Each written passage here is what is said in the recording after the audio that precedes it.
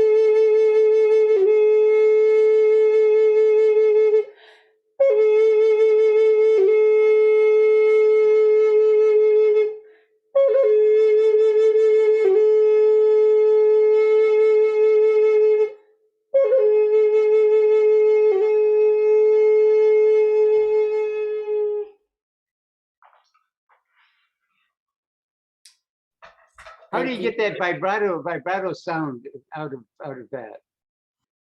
So for Native American flutes, I use breath vibrato. Breath.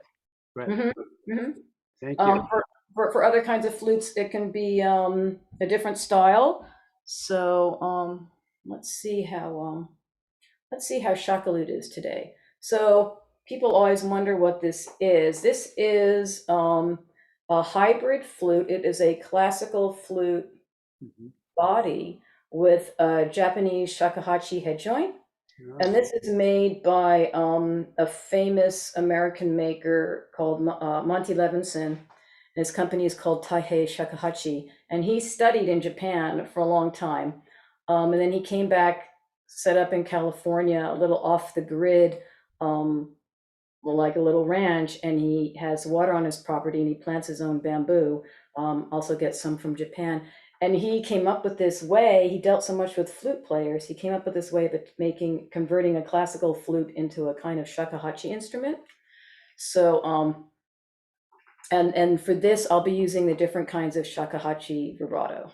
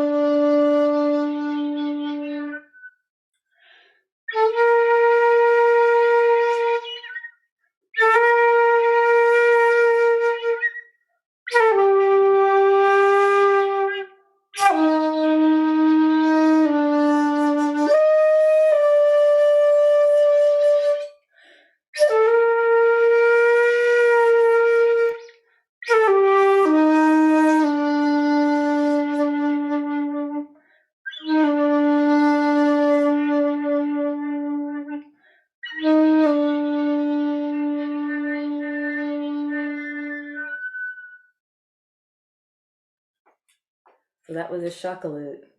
Arigato gozaimasu.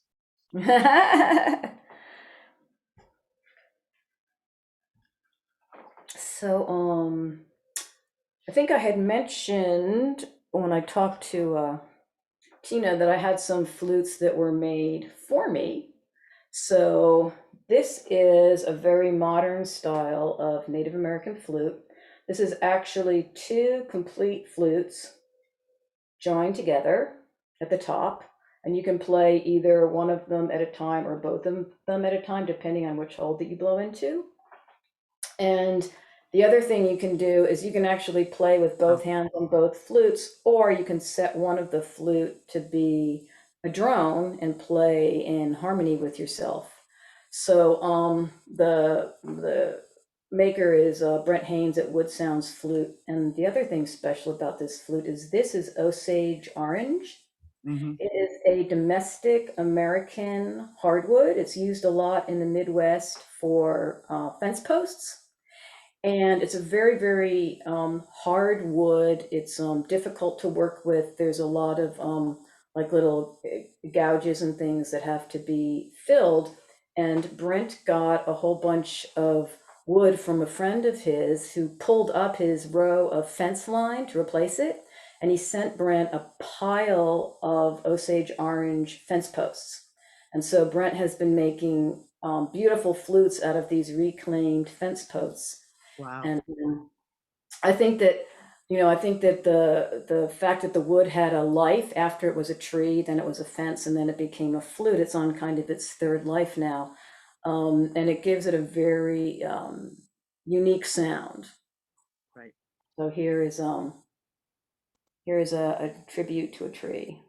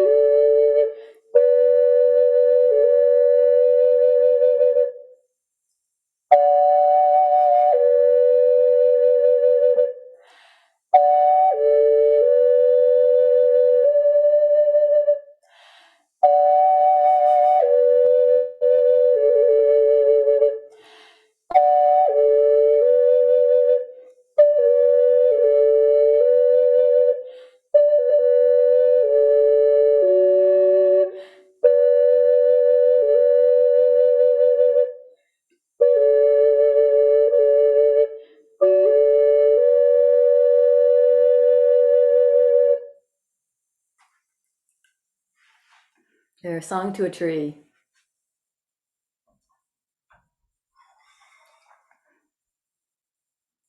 So I have flutes from quite a different regions around the world, and another one that you could consider an indigenous American flute. And sometimes I wish I wasn't on video when I was playing this, but this is a Hawaiian nose flute. And these were traditionally used as courting instruments. So there's no music written for Hawaiian nose flute. And it was always very improvisational. And people keep asking, well, why would you play a flute with your nose? Because you know your mouth is perfectly capable of playing an instrument. And in Hawaiian thought, their belief is that you can say evil things with your mouth and you can say bad things with your mouth. You can lie with your mouth. You can trick people with your mouth, with your words, that your words are important and they can be used for evil as well as good. But the breath that comes from your nose has no evil intentions. And the breath from your nose is considered pure. So if you want to court somebody, you should be playing truth from your heart, and hence playing the flute with your nose so that you cannot say anything deceitful to your intended beloved. So one hand gets to play, the other hand gets to work your nose, and here's just a little improvisation.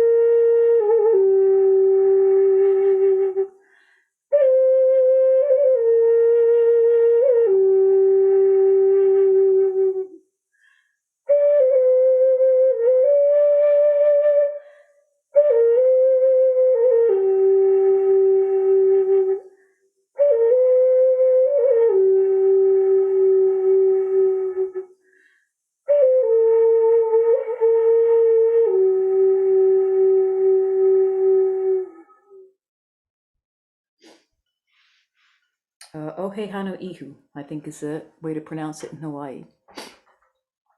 So yeah, it's a very ethereal sounding flute. And it does it is, you have to be very sort of involved in the moment to play it, because you don't have very many notes to work with. So it's a very kind of a spiritual meditative sort of flute, and has sort of a very soft sound. Let's see. While we're playing different flutes,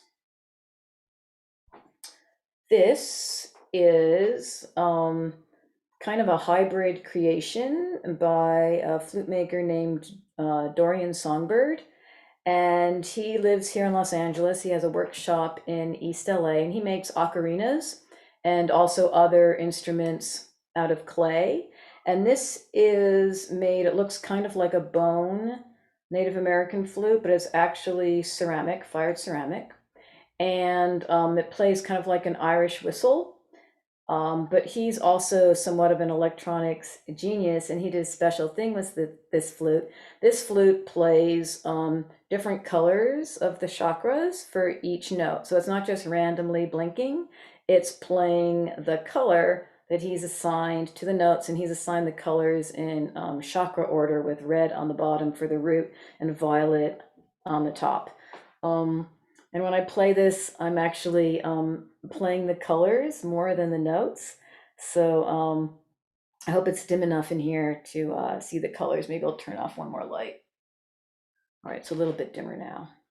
So this is his chakra flute.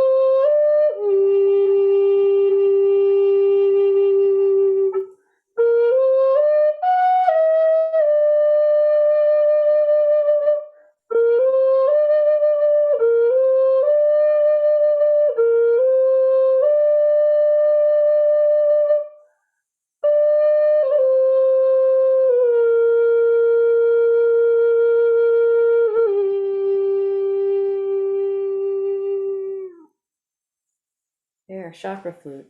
This is great to play at night in pitch blackness. It's really beautiful. And I like the way it sounds, kind of like a cross between a bone flute and an ocarina. So I'm doing good on time. So let's see what else in this beautiful collection. I play classical flute as well, but classical, just plain classical concert flute would be a little bit too too boring for a world flutes session. But I have this beautiful alto flute, which is lower than a concert C flute, and I love to improvise with this flute, and I like to go into one of the Celtic modes, and on a alto flute like this, it sounds kind of like it's being played on a low whistle. So this is a Mixolydian mood improvisation.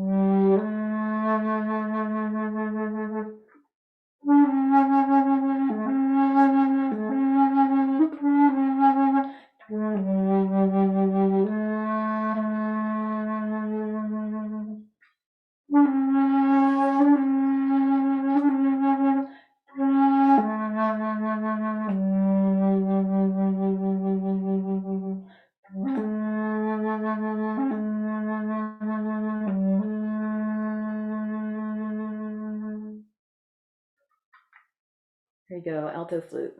One of my favorite flutes to play, actually. Let's see. All right. Here is, I think, one of the most interesting flutes that I have. This is my Rattlesnake Flute. The flute maker is Nash Taviwa. His family is originally from the Oaxaca area in Mexico, and his family is traditionally a maker of clay flutes and vessels, and he also makes wooden style flutes as well. But this rattlesnake is his own design, and it is actually a triple flute. It's a harmony flute. So there's a flute on this side, a flute on this side, and then a drone in the middle. And so you can play one, two, or all three of the flutes at the same time. And the first time I saw this flute at his display, I was at a flute festival, and I saw it and I looked at it and I thought, wow, that's a cool looking flute. And I picked it up and I played it and I thought, oh my goodness, that's an amazing sounding flute. But I said, I wasn't going to buy anything that day. And I walked away, and about an hour later, I was back and this flute went home with me. They say with a lot of these world flutes that the flute finds you or the flute picks you. And so I've learned that when I come up upon a flute that someone has made and I play it and it just like speaks to me, that I should just, get it then and not go through all the effort of, walking away and coming back later, because the flute has already decided it's going home with me. So this rattlesnake flute always speaks to me of the desert and the creatures that live in the desert, and has sort of a very, very special sound. And it always tells me what it wants to play. So I never write anything for it. I just play what it tells me when I pick it up.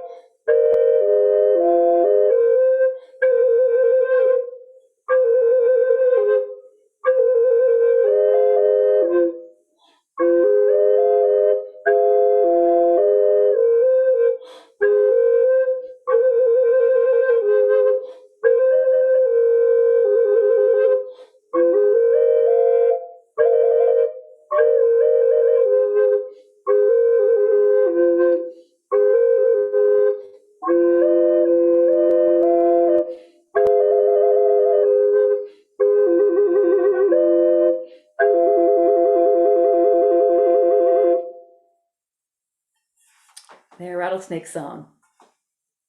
Wow. That's beautiful. It really is. It's very special, and he only makes one or two of those every year.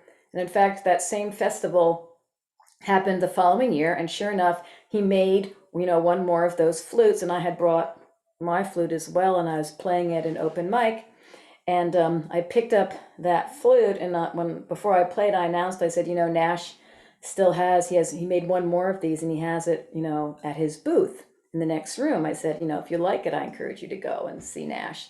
And so I started playing, and I saw a guy in the back of the audience, like very quietly, like sneak out of the room. And when I was done playing, about 20 minutes later, he shows up again, and he went out and bought it as soon as I started playing it. So another flute spoke to a new player.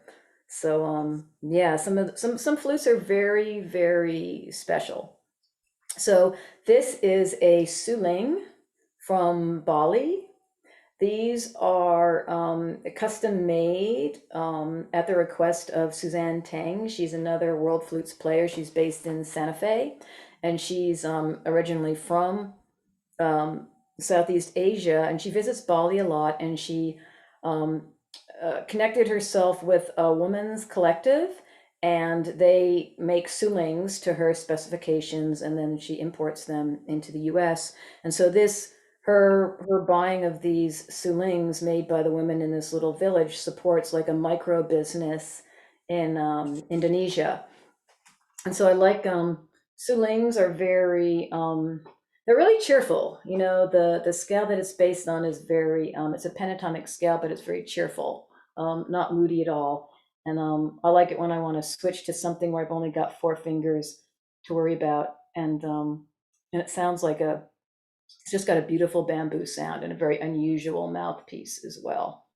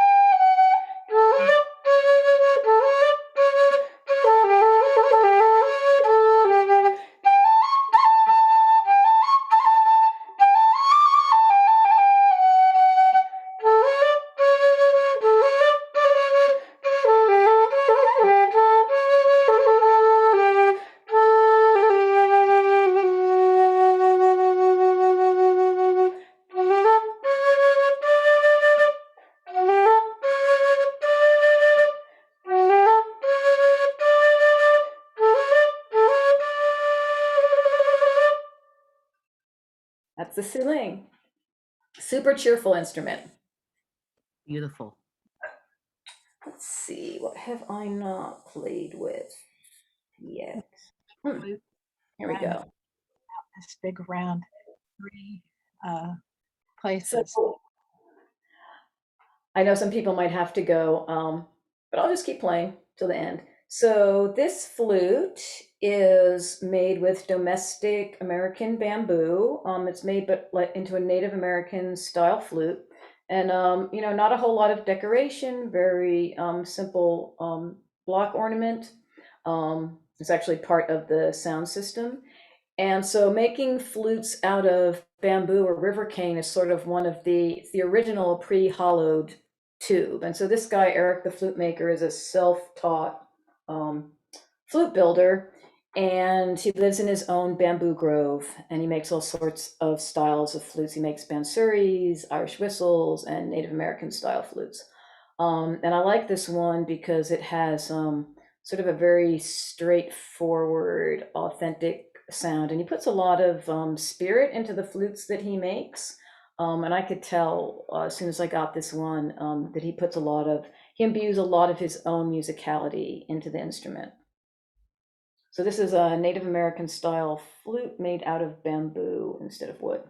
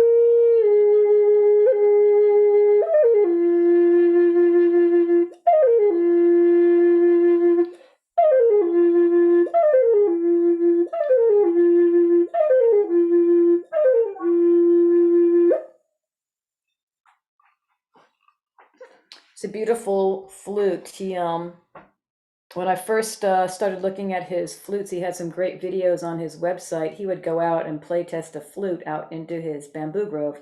And as soon as he started playing, the mockingbirds that lived there, they knew it was him. And when he played something, they would play it back and they would like go into a duet right away. They were so used to listening to him play. And he had these tremendous duets with mockingbirds. So Tina, it looks like I have like 4 more minutes or so. Are there like any questions that people have? Is a recorder considered a flute or not? The recorder is in the flute family. It is. All of the different kinds of flutes are in a family called aerophones, which basically means something that you blow into. So the recorder, the Irish whistle, there's another one that the name just flew out of my head. To a certain extent, the Native American flute, all of those end-blown flutes are sort of one category. And then the rim-blown flutes, like the Shakuhachi and the South American Kena, are sort of another classification of flutes. And then all the transverse flutes are another classification. So within the flute family, there's all different kinds of instruments that are played in all different orientations, either with mouthpieces or with an open blowing edge, which takes more time to learn. And then the ocarinas, I'm going to grab an actual ocarina.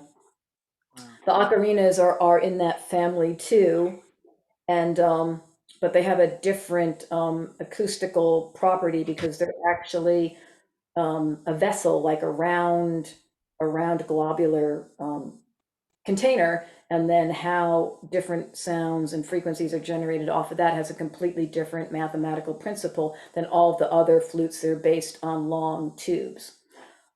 So this is a cute one that Durian made for me.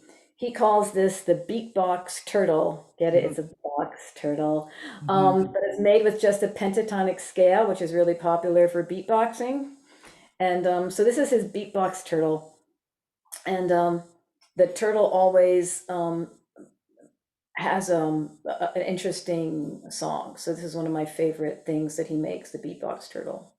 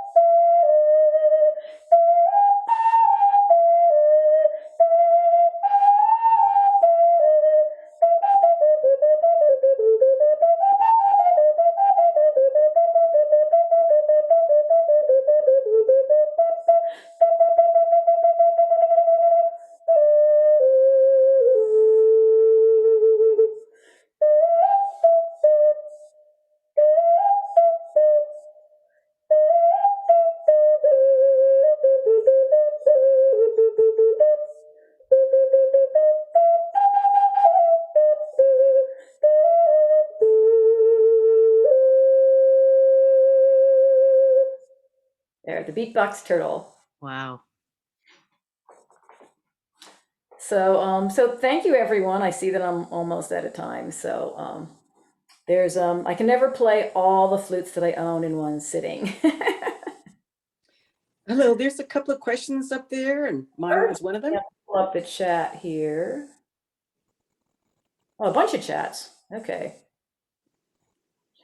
Oh yes, I know the comment, The Legend of Zelda Ocarina of Time. Yeah, if you go to the website, Songbird Ocarina, all one word, that's how Dorian got into the whole ocarina thing. And so there's people, they post videos of them playing songs from The Legend of Zelda, and that's like one of his favorite things to do. So yeah, everyone has heard the Ocarina of Time, and they want to play that song. And that's like the ocarina is like the the gateway drug to flute playing. Yeah, and ocarinas, they just sound great, and they're a lot of fun. They're not too hard to learn either.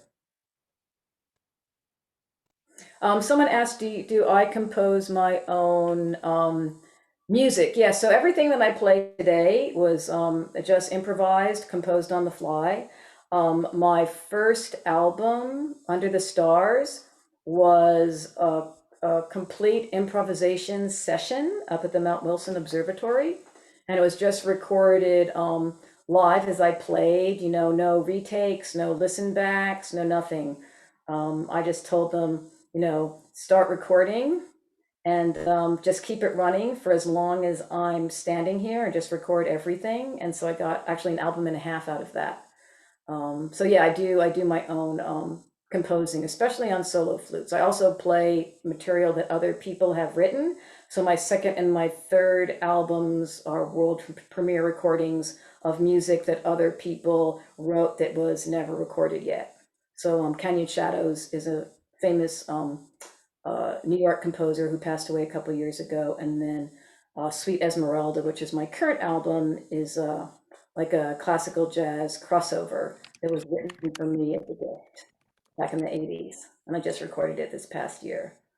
So my next album will be all my own material again, I think. Let's see if there's any more questions. Yes, songbirdocarina.com. Yes, that's the place to go if you're interested in ocarinas.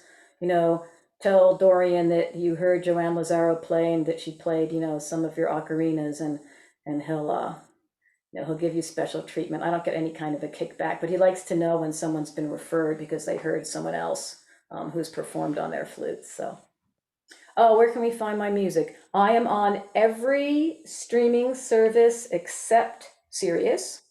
But you can also go to my website and that will, what happened to the chat? Here we go, chat. There we go. www.cocopelli.la. No, autocorrect is really cocopelli.la. There we go. That's my website. And so it's got links for downloading and buying music. But you can basically find me on every streaming service by looking me up under my name. And then you should find me. Thank you so much, Joanne. What a beautiful, My beautiful pleasure. session. My pleasure. Thank you.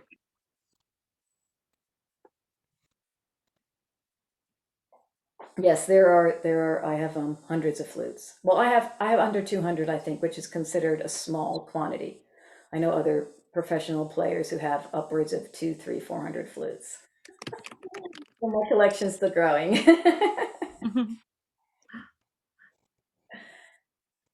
Well, thank you, everyone. Thank you, Tina, for inviting me. Thank you, everyone who's here.